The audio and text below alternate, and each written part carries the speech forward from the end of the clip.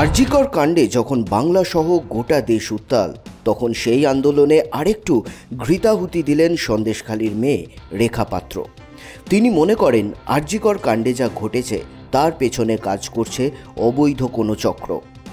রেখা পাত্র মনে করছেন মমতার সরকার যতদিন থাকবে ততদিন এই ধরনের অত্যাচার সহ্য করতে হবে বাংলার মা বোনেদের। একই সঙ্গে তার কটাক্ষ, আরজিকর কাণ্ডে যা হয়েছে মমতার সরকার কি করছেন?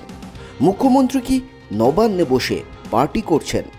একগুচ্ছ অভিযোগ এবং কটাক্ষ মুখ্যমন্ত্রী মমতা বন্দ্যোপাধ্যায়ের দিকে ছুড়ে দিলেন সন্দেশখালীর পদ্মকন্যা রেখা পাত্র। এবার সেই আন্দোলনকে আরেকটু জোরদার করবার জন্য মোমবাতি হাতে নিজেই নামলেন প্রতিবাদে। বিজেপির প্রতিবাদী মুখ, সন্দেশখালীর মুখ রেখা পাত্র মোমবাতি হাতে প্রতিবাদে নামলেন। মিছিল করে তিনি আরজিকরের মেধাবী ছাত্রীর প্রতি সহমর্মিতার কথাও জানিয়েছেন। একই সঙ্গে তিনি বলেছেন, এই ঘৃণ্য অপরাধ যারা করেছে তাদের কঠিনতম শাস্তির ব্যবস্থা করা হোক। মোমবাতি হাতে কি বললেন রেখা পাত্র, শুনে নিন।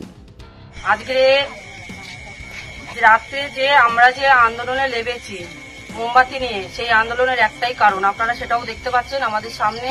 ওতে যে আরজিকরে যে বোনটিকে নৃশংসভাবে তার সম্ভ্রম লুট করে তাকে খুন করা হয়েছে, তার বিরুদ্ধে আমরা আন্দোলনে নেমেছি। তার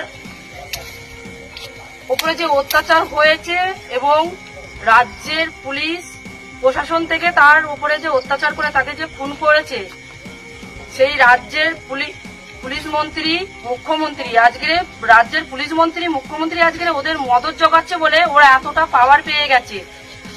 আর সেই বোনটিকে এতটা নৃশংসভাবে খুন করা হয়েছে যে তার ঘাড় ভেঙে দেওয়া, তার পা ভেঙে দেওয়া, তার হাতের আঙুলগুলো পর্যন্ত ভেঙে দিয়েছে।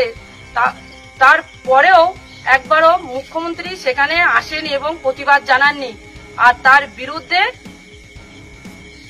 এটা বলে চালানোর চেষ্টা করেছে রাজ্যের পুলিশ যে ও নাকি সুইসাইড করেছে।